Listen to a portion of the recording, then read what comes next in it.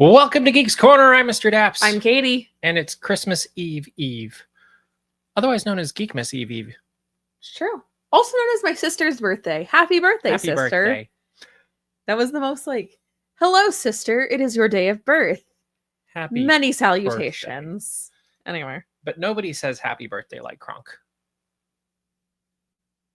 Don't you think? I think that is one of the best birthday wishes on screen is Kronk. That's true. I just think it's hilarious. I really want to rewatch Emperor's New Groove. It's a classic. It's honestly so good. And it's one of those ones I wouldn't be like, oh yeah, that's a Disney one. But it's good. It kind of feels DreamWorksy. Mm-hmm. Or maybe is DreamWorks 20th century? Something. I don't know. Yeah. Tiana was weighing in on that one. We've got a lot of fun stuff going on, but yeah, including the dog that's weighing in on this. That's great. Anyway, if you want to weigh in on this, go into the chat, but tell us, what is your favorite? That made a noise. There's lots of noise. Christmas I don't know song. What's your favorite Christmas song? Do you have one, Mr. Daps? Depends on the day. Oh, he made the question. Like, you can't even Christmas answer it. Tree is always up there, like Really? the Charlie Brown version. Oh, okay. Sleigh Ride is one of mine. That's a classic. To torment people, it's Christmas Time is Here. I love to just randomly go, Christmas. Oh, also, yeah, okay. Here. There you go. Just randomly, really loudly, because the Do you remember when they used to play that at Starbucks? Jingle Bell Rock. The best way to spread Christmas cheer is singing loud. So maybe Santa Claus is Coming to Town should be the favorite because Elf. And I vaguely remember when Starbucks played that, but you know what I remember even more when Starbucks played? I'm actually surprised you just said no, because I rant about this frequently. The Muppets 12 Days of Christmas. Oh yeah, I do remember this. Do you know how long that song is? I have that record. It's really long. I should have brought out all of my I'll do this sometime. Maybe we could do a show when we don't have a lot of content. Maybe next week even. Maybe. We'll pull out all of the Muppet albums that I have. Because I have most of the movies. Mm-hmm. I have the 2 Christmas ones. We could count Sesame Street too if you want. Let me know. That could be kind of fun to go through our collection of Muppet vinyl. Muppets 12 Days of Christmas is 4.5 minutes long. It feels so much longer. It feels so much longer. And when you are, again, I feel like 12 Days of Christmas is long in general. That's but true. Yes. But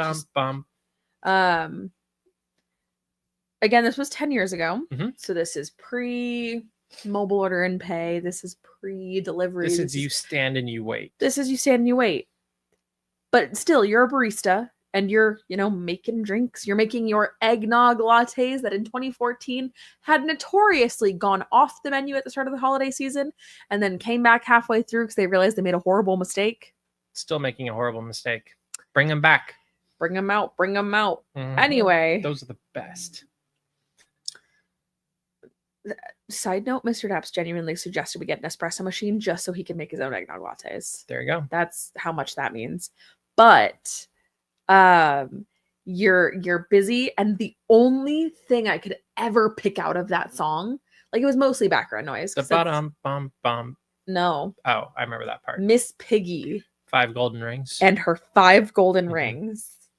I did make eggnog lattes for my residents and they enjoyed them. So Starbucks, bring them back. Yes.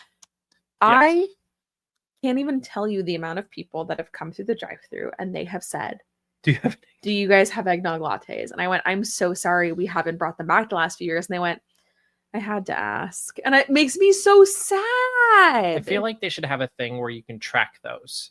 How many people request them, just because I think they're leaving money on the table. If you go to starbucksideas.com, if that website every day, that website still exists, because it might not anymore. There you go. But it was a thing where customers or partners or whoever could put in their grand idea for Starbucks. I'm just saying, the new CEO keeps saying, let's get back to Starbucks. And that means let's get back to eggnog lattes. That's what I think that means. Hashtag back to Starbucks. Hashtag back to eggnog lattes. I wonder if Starbucks still follows me on X. I think they do. I should start tweeting at them asking about eggnog lattes. I think they also follow me. Nice. Start a campaign. I'm their favorite manager. Whispering campaign. All right. it's been an exciting week when we didn't necessarily know that there'd be a lot of excitement happening in the parks, at least ahead of the big bands coming to play in the middle of next week, I think. I don't remember what day they're coming, but Madame Leota's Somewhere Beyond shop, I guess. Like, it's just Madame Leota's Somewhere Beyond, which is kind of weird because Disney usually like is very specific about what something is. Is there not an official press release that calls it something like Haunted Mansion : Madame Leota's Somewhere Beyond? It's literally curio and shop. I'm literally looking at it right now. It's Madame Leota's Somewhere Beyond. I'm just I was just goofing. I know, but like what you're saying makes a little bit of sense, because if you just look at Madame Leota's Somewhere Beyond, that doesn't tell you anything about what, like, it could be an attraction, it could be an experience, it could be a walkthrough, a show. The guests have had their hands held a little bit too much. I agree. So I like this naming convention because, like, it's been a hard thing for me, like the paragraphs of naming things. You know, the easy example, I'm so sorry, is Guardians of the Galaxy Mission Breakout exclamation point. Is it's like, no one calls it that. It's just Mission Breakout.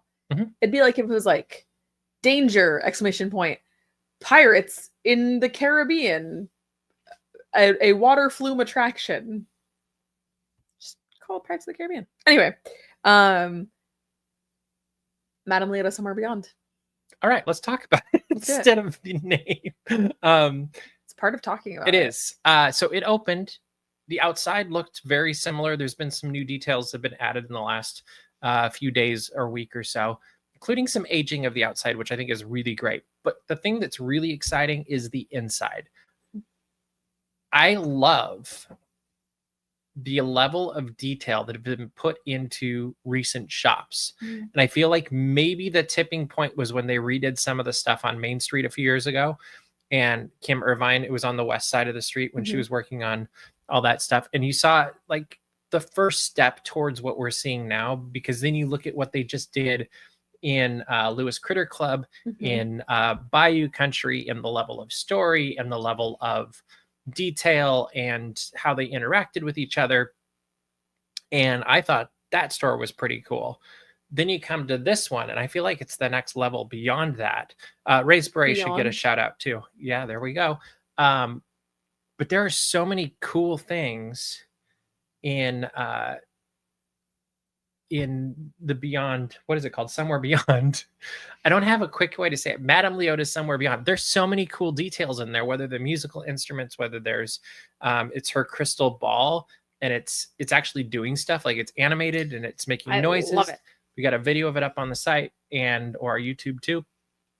And then you start looking closer, and there's like a cat that's Madame Leota's cat that a few people have suggested should be named Tombs. I think that's a great name. My favorite thing in this shop is that we get our first ever look at what Madame Leota would have looked like when she was alive, which looks an awful lot like Leota Tombs. And that is the coolest thing in the entire world. Yeah, that is a very cool thing. It was one of those things where I was like, I thought I had a picture of it here somewhere. What I think is so rad is it's like, you have to think that 50 years ago, roughly when this attraction opened, they weren't thinking this is my legacy. They were like, this is a really cool thing I get to do. And it's like, you get to be immortalized, haha, in this attraction. And like your daughter gets to honor your memory in a really, really cool way. And I just think that's fun. I agree. So, yeah. Other fun thing is there's a couple of other portraits in there. One of them being this one, which is a bride of some sort, it looks like. That could be, perhaps, but who knows? I mean, we haven't seen any brides since we got. There's also that is a art or a model, I guess you could say. Okay. That grab the wrong one as I'm doing this on the fly. There's another piece of art. What do you think of this art, and what do you think it might mean? Because I feel The like bride? people are going to be speculating. Yeah, So if I'm gonna put my 2 cents in, please do. I think that when we see the classic attraction come back, I think that our beloved bride may. Nope, not that one. It's Oh, too small. nope, Never not that mind. one. I can't tell. I think our beloved bride might have gotten An upgrade. an upgrade, mainly because I think that our previous Constance Hatchaway was so like 2000s core, Y2K core. Okay. It's the rear projected face that doesn't really fit right, and the heart is. I don't know what you're talking about. Yeah. So I think and I hope that she's gotten a lot of spooky love. You said that it actually reminded you It of, reminds me a little bit of the bride in Phantom Manor. which is like the spookiest. Then there's also this picture. I found it, which also is clearly a bride and is in another corner of the building. Oh, that's also ooky spooky. Right? Like there's some really cool pictures in here, and not to mention all the instruments and all of this other stuff. Isn't that awesome? This is telling a very fascinating story. Right? Like I think that's very cool. And for all we know, that's just like Madame Leota from a different direction or something. We don't know. We don't know. I really would love to get a tour of this with an Imagineer, just like we got for Critter Club. Critter Club, because that would be super cool. But there's so many unknowns, and hopefully there will be, at the very least, like a blog post or something that tells a little bit about this. And here is the Madame Leota picture. That's so cool. Yeah, and it's very recognizable if you recognize her namesake, I guess, the original one. But very cool. I can't wait to go and walk in and see this firsthand. Thank you, Spencer, for taking all these pictures in the video that we have up on the YouTube and the site. We couldn't do it without you. And tell everybody the cat should be named too. I like it. I think it's great. All right, so we have this new store. It's themed. We have Critter Club. We have Ray's Berets. We have quite a few of these things. So I thought it'd be fun if we each were to pitch our own theme store in a new segment we're calling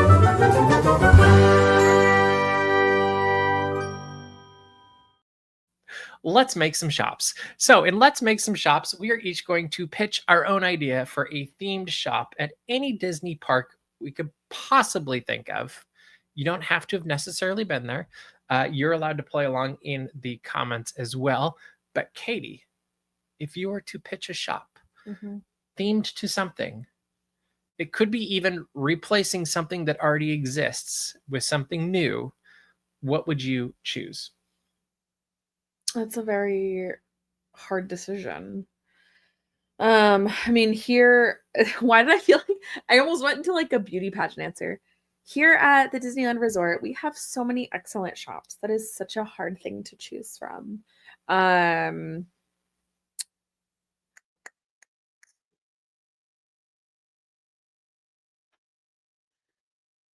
This is harder than I thought it was going to be. Okay, I'll do mine while you think. Go for it. All right. I don't know where exactly this would go. Like, I kind of have a feeling I know where it would go, or it could go. And this would be at the Fantasyland / Toontown station for the main, or for the Disneyland Railroad. I think you need a train store. Not like Mickey and Minnie's Runaway Railway, where it's all animated. You can have some of that stuff too. But I would like to see a train store, much like they used to have in Epcot.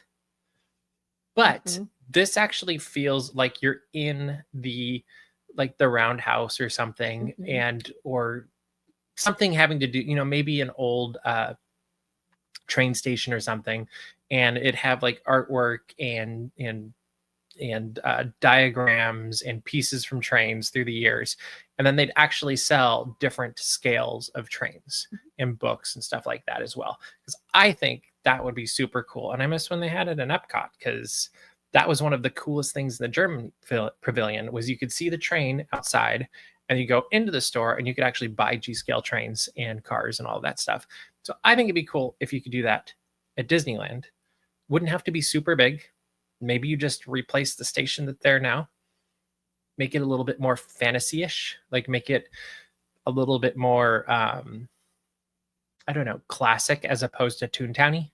Like I would lean into the Fantasyland area of this, and then also make it a little bit more.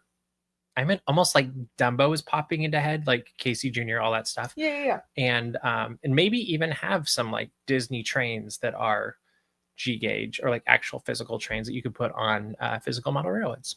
I like that. Your turn. Easy. Oh, you have one now? Mm-hmm. Oh, good. It's so easy. I had this the whole time. The Embarcadero. Oh, okay. Across the Little Mermaid.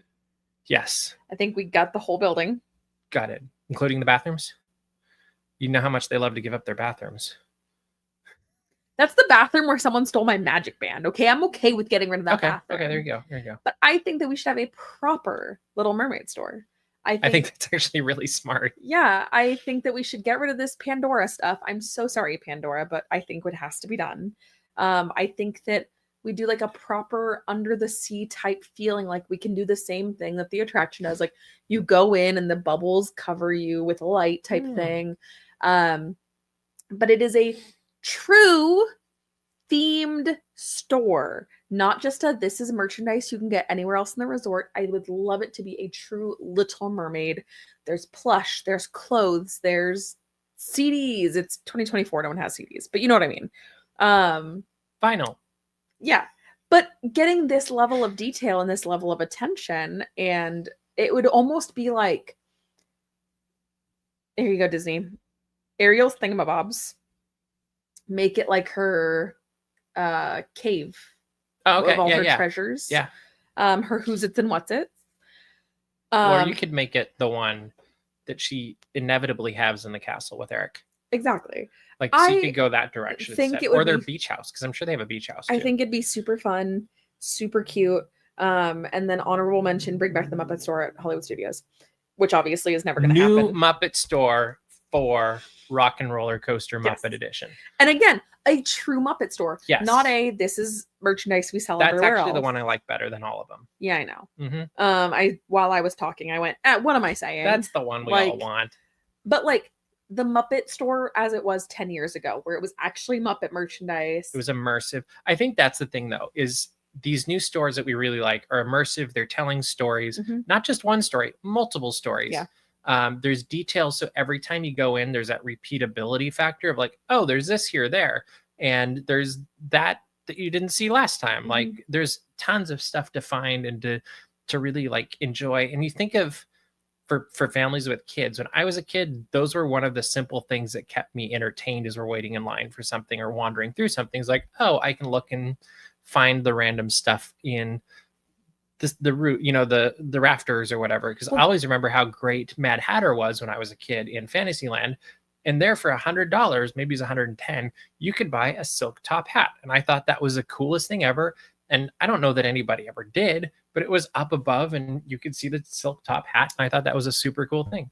There was a website when I was but a wee one that might still exist and actually would be really funny if we somehow knew the people that were in charge of it. But it was actually a website dedicated to hidden Mickeys, but that was not what I cared about on that website. The things I cared about on the website was actually the hidden details, facts, and trivia.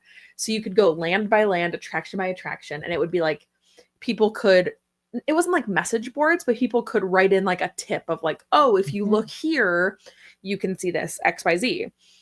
And that is where I really became a Disney Parks fan, and where I became a Disney fan in general was from that website specifically, and other Disney fans saying, oh, if you ask a cast member, you can see the Eeyore sign in Indiana Jones. And I could not see that for like 15 years. And I was like, where is it? Until somebody shined a flashlight. That helps. You do need the flashlight. It really, you can't see it otherwise. But it's stuff like that where it's almost like this storytelling or these pieces of lore that's like passed down from Disney fan to Disney fan. And that's the stuff that counts. And I will admit, I almost like it better when it's not all over the internet. Agreed. So that you can just discover it. Like one of the things we purposely don't do all the time on Daps is we don't post hidden Mickeys. We don't post all of those little details. Like we'll post some of the bigger ones. Yeah. But even in our article on Madame Meliodas. I forgot the name again. Right, Somewhere Beyond.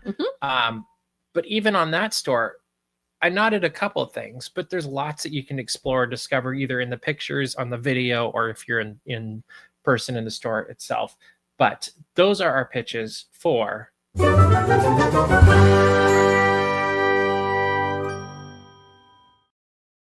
moving on to new movie news. The Walt Disney Company surpassed $5 billion at the global box office this week.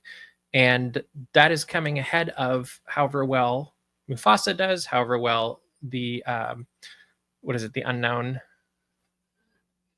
movie is coming out on Christmas Day. I'm forgetting the name at the moment, but they got still movies to go. A lot of this is thanks to Inside Out 2, also Moana 2, but that's not what I was thinking. It's Deadpool and Wolverine. But Moana 2 is making waves as well, and breaking records. I will be shocked if they make it to $6 billion this year. But looking ahead to next year, do you think they're going to hit this again? Because you got a big Marvel movie coming out. It looks like you got some good Disney and Pixar stuff coming out. There's no Star Wars coming out. Like Star Wars, I feel like is a help boost, but they didn't have that this year either. True. I'm gonna say no. Okay. Because I think what's doing it this year is the sequels, and those are things that people know and love. And so Deadpool and Wolverine, it's actually a trilogy. Yeah. Moana 2, Inside Out 2, even Mufasa, it's a prequel. I think that there's a name recognition that draws you in a little bit more. It's a safety net. It's not a like Helio is next year. Yes. Elio. Yeah. From Pixar. I think so. That's a new concept. That is something that people are not familiar with. Thunderbolts is next year also. Thanks. Okay. Thunderbolts is next year. So that means 2 potentially from. I think there's a chance actually. I don't know that 5 billion is what's going to happen, but I could be wrong. So I think they've done it 6 times since 2010 or something like that. Okay. So that's basically about half of the time they hit it, which I don't know. It's possible. Let's see. One of the interesting things, though, is they've been talking about the successes and the challenges that the studios have had. And so Alan Bergman, who's the co-chair of Disney Entertainment, did an interview this week. Actually, Dana Walden was there too. But they did an interview that was really fascinating because they talked about the successes and the challenges that they've had, the big pictures of Disney Plus series. One of the ones that they referenced was The Acolyte and it not being renewed, which I thought was interesting. Like, I didn't expect to be reading this as I'm going down this article of like, oh, they're telling us this? One, because it was interesting to me that it wasn't just a Lucasfilm thing. It was like, clearly this went all the way to the top. Like, it was Alan Bergman, I'm assuming Bob Iger, probably Kathleen Kennedy as well. But it wasn't just a siloed one shadowy figure. Being like, I decide the future. Like, it just shows how much teamwork goes into everything. And his take on The Acolyte and it not being renewed was the show's fine. They enjoyed it. They thought it was great. The numbers were decent at the beginning and the end. But for what they got, they spent too much. And so it was a real business decision of like, hey, for this amount of money, it's not a good ROI for our business model, which I thought was really fascinating for them to admit and to say. And it really was a very, I don't know, common sense, I almost want to say. Like, it was just a very, this is the amount that I think there was probably a number that they would have been like, if you got it to this number and we just spent this much on this series, we'd be doing another one. And it'll be very interesting to see because Skeleton Crew's out now and he didn't commit one way or the other for the future of that. So there's always that like balancing act, I guess, between creativity, popularity, and then how much money it costs versus how many subscribers or minutes they're watched that brings them back in to pay for it. And then you got Andor 2, which is also, I'm assuming, ridiculously expensive coming up. But Andor is safe because it's only 2 seasons. And they're done. Yeah. But originally, wasn't it 3? No. Hmm. I was at the panel at Star Wars Celebration Okay. where they said 2. Okay. And they brought out Diego Luna. And he said, hola. And everybody fell in love. There you go. It's true. Anyway, what I think about this is when you're making something for a streaming service, you know what you're doing. You know what you're getting into. You know that the profitability is not going to be the same as if you were making a film. I also think that this is the most excited people have been about the Star Wars brand in a minute. I think that this is the most organic news story since Rogue One that people have actually been excited about. Mm-hmm. And in my world, I'm like, okay, so making another series wouldn't have been profitable. Make a movie. Because you have people that are going to go see it. You have people that are very invested in this story. You freaking teased Darth Plagueis the Wise. So here's my theory on that. I think you're right. I think you do make a movie. Maybe it doesn't hit all of the notes or the storylines that were happening in the series. But I think you either have a different producer, a different director, but you need somebody that, and I actually think this is something that all of Star Wars needs to work on, and Marvel actually, now that I'm speaking this, other than Agatha all along, because I think they came in pretty under budget from what I heard, low budget. But I think practicality. I do think there is a strength that comes from being limited, because it forces you to be ingenuitive. It forces you to tighten up stories. Like, it really does create, I think, often a better project than when you can just keep blowing money at stuff. And I would love to see a follow-up that's a movie. And maybe it's not as wide in scope, but it doesn't need to be for where it's at now. But I do feel like there needs to be almost a proof of concept of like, oh yeah, we can do this type of a series or a movie without blowing a massive budget. I just think the Stranger is a very interesting villain type character.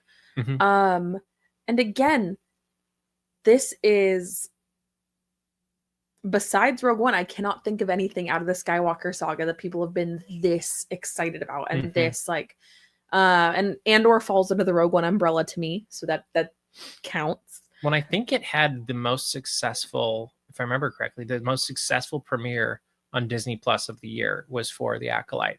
I do agree, though, when you look at, he mentioned the numbers fell off a little bit in the next couple of episodes, and then they built back up at the end. That's streaming.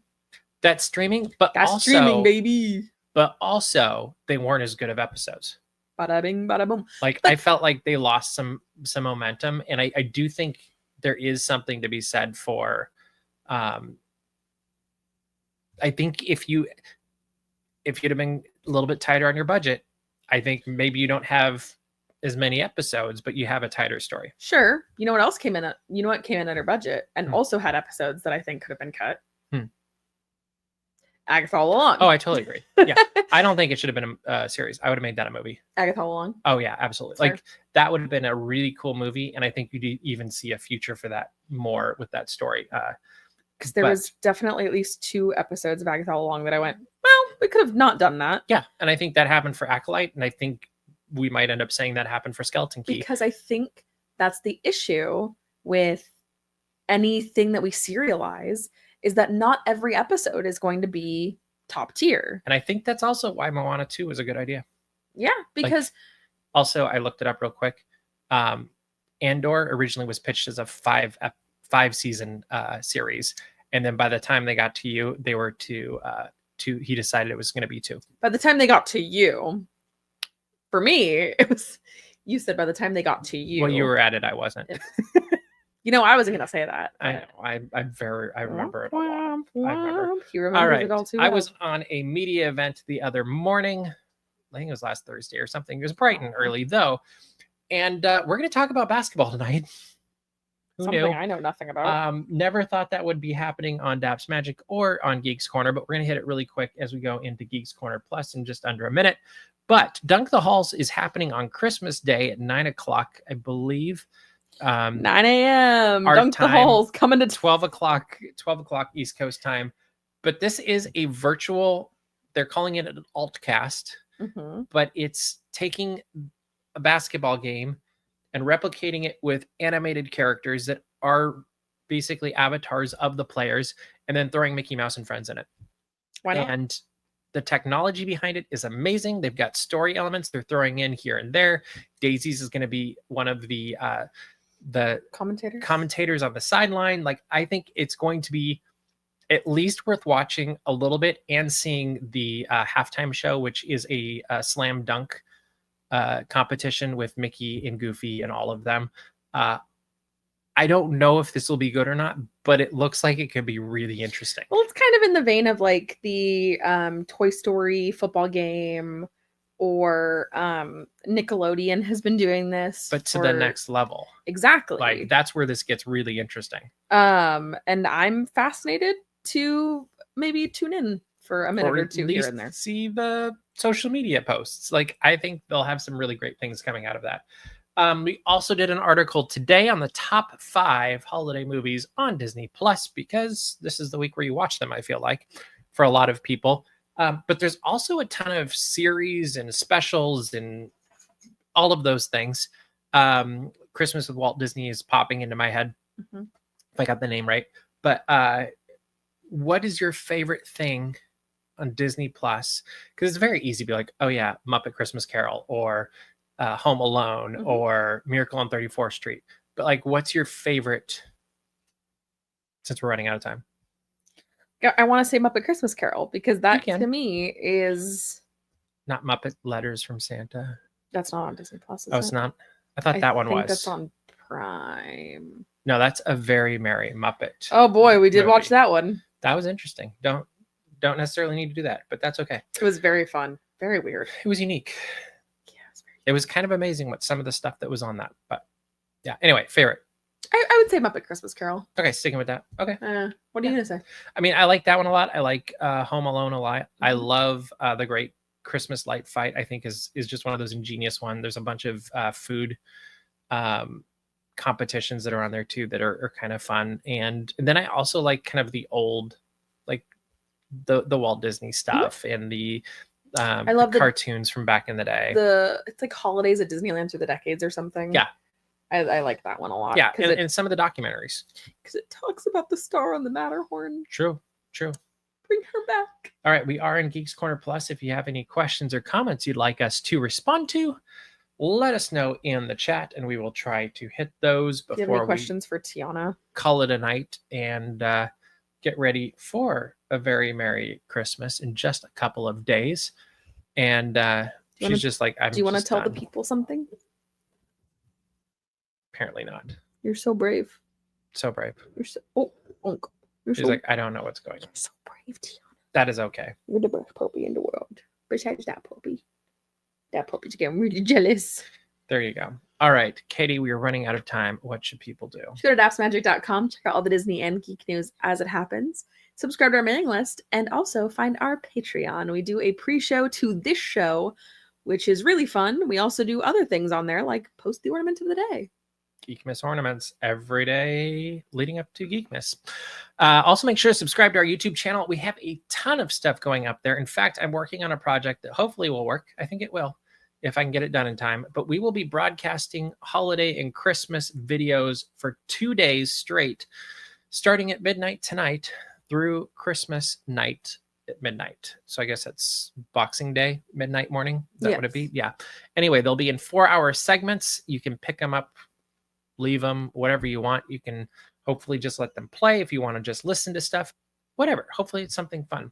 But hope you have a very Merry Christmas. Thank you for watching. But that is all the time we have for you this week. So we will see you round the corner. Bye.